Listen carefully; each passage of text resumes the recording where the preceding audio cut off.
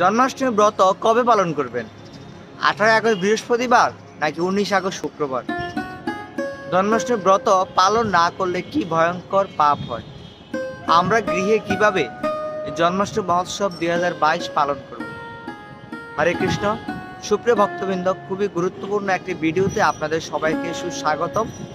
তো আমরা আজকে ভিডিওতে জানবো যে আপনি কোন দিন জন্মাষ্টমী ব্রত 2022 এই উৎসবটি পালন করবেন, গৃহের মধ্যে কিভাবে সহজেই এই উৎসব পালন করে ভগবানের কৃপা লাভ করতে পারেন, সেই সাথে এই জন্মাষ্টমী মহোৎসব পালন না করলে কি ভয়ঙ্কর পাপ হয় এবং এই জন্মাষ্টমী ব্রত পালনের মাহাত্ম্য।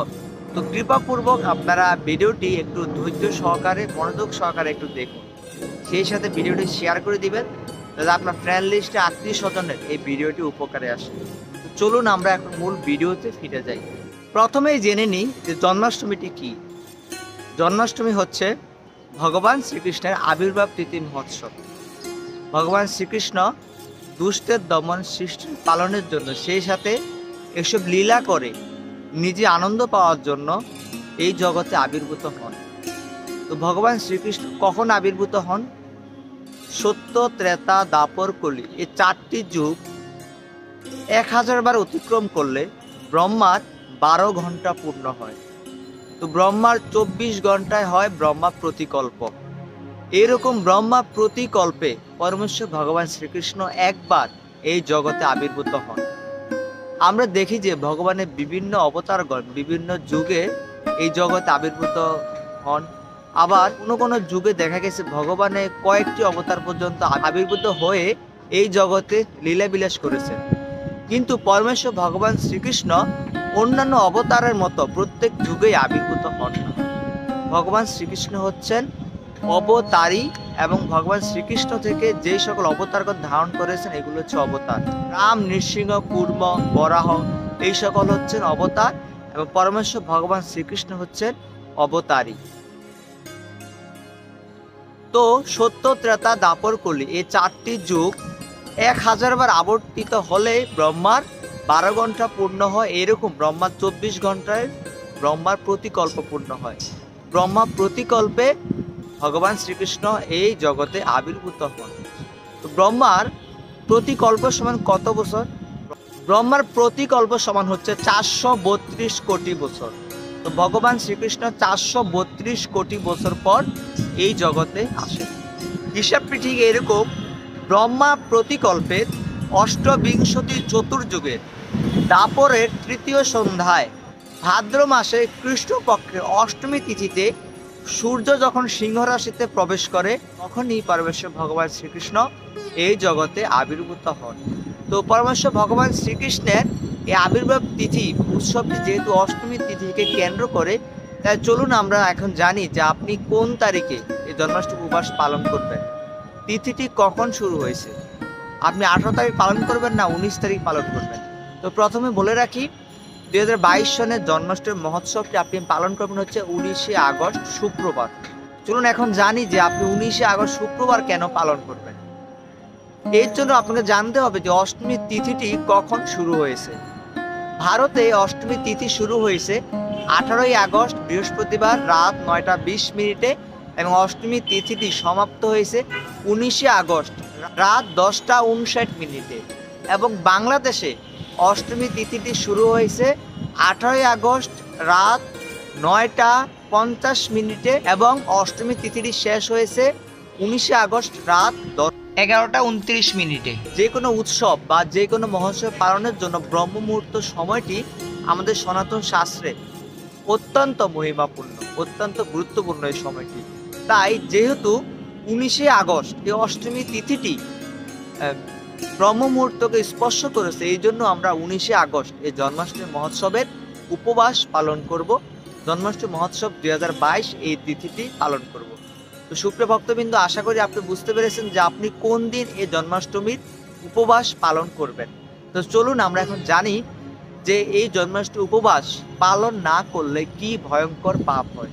বিষ্ণু রহস্যে ব্রহ্মা নারদ সংবাদে বলা হয়েছে যে এই জন্মাষ্টমী ব্রত যদি কেউ পালন না করে তাকে শূদ্রান্ন ভোজন জনিত পাপ স্পর্শ করবে। সেই সাথে এই জন্মাষ্টমী ব্রত কেউ যদি পালন না করে, মৃত ব্যক্তির হাত থেকে কোনো কিছু গ্রহণ করলে যে পাপ হয়, ওই পাপ সেই ব্যক্তিকে স্পর্শ করবে। বিষ্ণু রহস্যে বলা হয়েছে সব হস্ত থেকে কোনো কিছু যদি আমরা গ্রহণ করি তাতে যে পাপ, ওইরকম ভাবে জন্মাষ্টমী ব্রত যদি কেউ পালন না করে তাকে ওই পাপ গ্রহণ করতে হবে।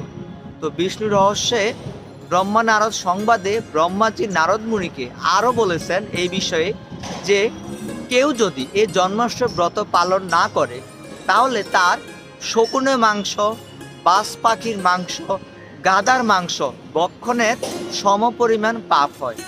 তো ব্রহ্মনারদ সংবাদে ব্রহ্মাজি নারদ মুনিকে আরো বলেছেন এই জন্মাষ্টমী ব্রত যদি কেউ পালন না করে তাহলে তার পূর্বের শত পুরুষ নরক গতি লাভ করবে।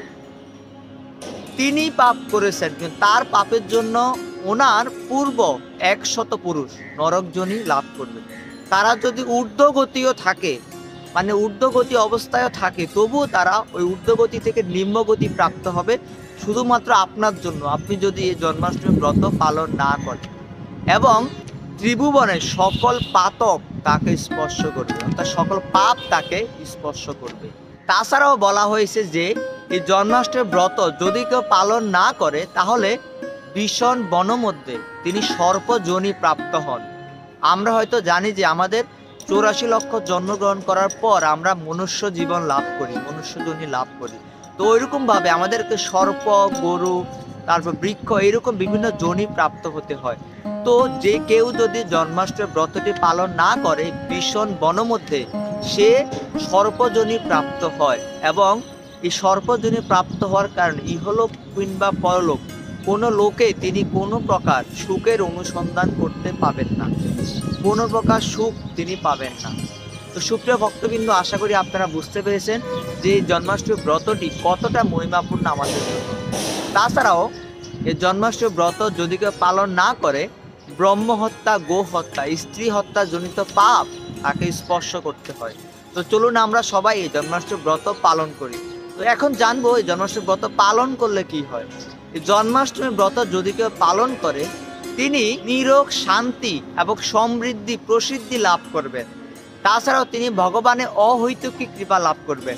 সেই সাথে বলা হয়েছে যে এই জন্মাষ্টমী ব্রত যদি কেউ পালন করে তাহলে তার গত 7 জন্মের সকল পাপ মোচন হয়ে যায় এবং তিনি পরমেশ্বর ভগবানের বিশেষ কৃপা লাভ করবেন।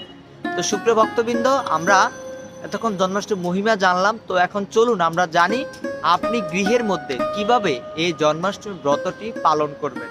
জন্মাষ্টমী ব্রত সম্পূর্ণ নির্জলা উপবাস করতে হয়, অর্থাৎ আপনি কোনো প্রকার জল পর্যন্ত জন্মাষ্টমীতে স্পর্শ করতে পারবেন না। কিন্তু যারা নির্জল উপবাস করতে সক্ষম না হন, অর্থাৎ অনেকে বৃদ্ধ আছেন যারা নির্জল উপবাস করতে পারবেন না, বা অনেক শিশু আছে যারা এই ব্রত নির্জলা করতে পারবে না, তো তারা একাদশীর অনুকল্প প্রসাদ যেমন সাবু, জল, ফল, তারপর দুধ, সবজি, তো সবজিটি গ্রহণের ক্ষেত্রে সবজি যেন সূর্যমুখী তৈল দিয়ে রান্না করা হয়, তো এই সকল গ্রহণ করে এই উপবাস পালন করবেন। কিন্তু চেষ্টা করবেন এই ব্রতটি নির্জলা উপবাস পালন করার জন্য, যেহেতু পরমেশ্বর ভগবান শ্রীকৃষ্ণ মধ্যরাতে এই জগতে আবির্ভূত হয়েছেন, এর জন্য আমরা রাত 12টা বা মধ্যরাত পর্যন্ত এই উপবাসটি পালন করব। জন্মাষ্টমী ব্রত পালনের আগের দিন দর্শন করবেন। সংযম কিভাবে করবেন? সংযম করার জন্য আপনি কোনো প্রকার আমিষ আহার করবেন না, কোনো প্রকার অবৈধের সঙ্গে লিপ্ত হবেন না, তাস, জুয়া খেলা ইত্যাদি খেলা খেলবেন না। সেই সাথে আপনি আহারটি গ্রহণ করবেন সেটি ভগবানকে নিবেদন করে তারপর প্রসাদ হিসেবে গ্রহণ করবেন। এবং অবশ্যই ঘুমোতে যাওয়ার পূর্বে দন্ত মার্জন করে ঘুমোতে যাবেন, কেননা আমাদের দাঁতের ফাঁকে যদি খাদ্যকণা লেগে থাকে এগুলি ব্রতের উপর প্রভাব বিস্তার করতে পারে। তবে আপনি জন্মাষ্টমীর আগের দিন অতিবাহিত করার পর জন্মাষ্টমীর দিন আপনি ব্রহ্ম মুহূর্তের মধ্যেই শয্যা ত্যাগ করবেন। তো ব্রহ্ম মুহূর্তের সময়টি কখন? সূর্য উদয় হওয়ার যে পূর্ব সময়কালটি রয়েছে এটি হচ্ছে ব্রহ্ম মুহূর্ত। তো এই সময়ের মধ্যে আপনি স্নান এবং আপনার দাদার সঙ্গে তিলক পরিধান করে তারপর আপনার গৃহে ভগবানের যে সিংহাসন আছে সিংহাসন সেবা পূজা সম্পন্ন করবেন। ভগবানের শ্রীচরণ কমলে একটি পুষ্প নিবেদন করবেন।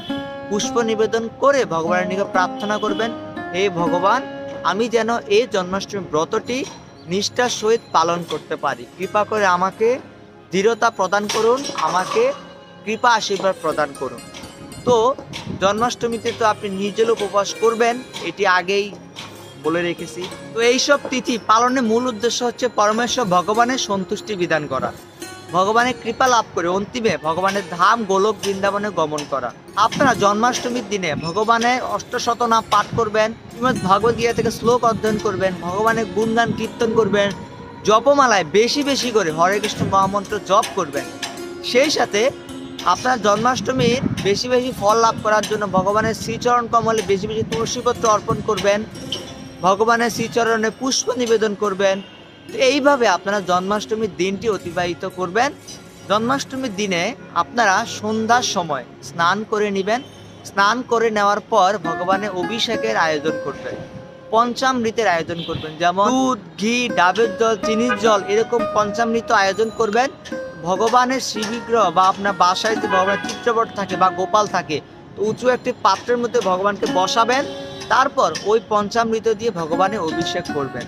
তো যদি কেউ অভিষেক করতে না পারেন, আপনার নিকটস্থ ইস্কন মন্দিরে যাবেন বা নিকটস্থ যে মন্দিরে এই জন্মাষ্টমী উৎসব পালিত হয় সেখানে গিয়ে এই উৎসবে অংশগ্রহণ করবেন, অভিষেকে দর্শন করবেন বা নিজে অভিষেক করাবেন। তো আপনারা কেউ যদি এই অভিষেকে অংশগ্রহণ করতে না পারেন, আপনারা বিভিন্ন সোশ্যাল সাইট যেমন ফেসবুক, ইউটিউবের মাধ্যমে অভিষেক দর্শন করবেন। অভিষেক করা, দর্শন করা একই ফল লাভ হয়। তো আমরা চেষ্টা করবো আমাদের এই কোদাওয়ালা পেজ বা ইউটিউব অ্যাকাউন্ট থেকে ভিডিও পাবলিশ করতে। তো এইভাবে জন্মাষ্টমীর দিন অতিবাহিত করার পর জন্মাষ্টমীর পর দিন আপনি নন্দ উৎসব করতে পারেন। নন্দ উৎসব কি? নন্দ উৎসব হচ্ছে ভগবান শ্রীকৃষ্ণের আবির্ভাবের পর নন্দ মহারাজা বিশেষ একটি উৎসবের আয়োজন করেন। বিভিন্ন ব্রাহ্মণ বৈষ্ণবদের গৃহে নিমন্ত্রণ করে ভোজনের আয়োজন করেন। তারপর হচ্ছে বৈষ্ণব সেবার আয়োজন করেন, দানের আয়োজন করেন। তো আপনারাও যে কোনো ব্রাহ্মণ বৈষ্ণবকে গৃহে নিমন্ত্রণ করতে পারেন, নিমন্ত্রণ করে ভোজনের ব্যবস্থা করতে পারেন, বৈষ্ণব সেবার ব্যবস্থা করতে পারেন। তো আপনারা জন্মাষ্টমীর পর দিন সকালবেলা ভগবানকে পঞ্চশস্য দিয়ে প্রস্তুতকৃত ভোগ নিবেদন করে তারপর গৃহে সবাই মিলে এই জন্মাষ্টমী পালন করে নেবেন।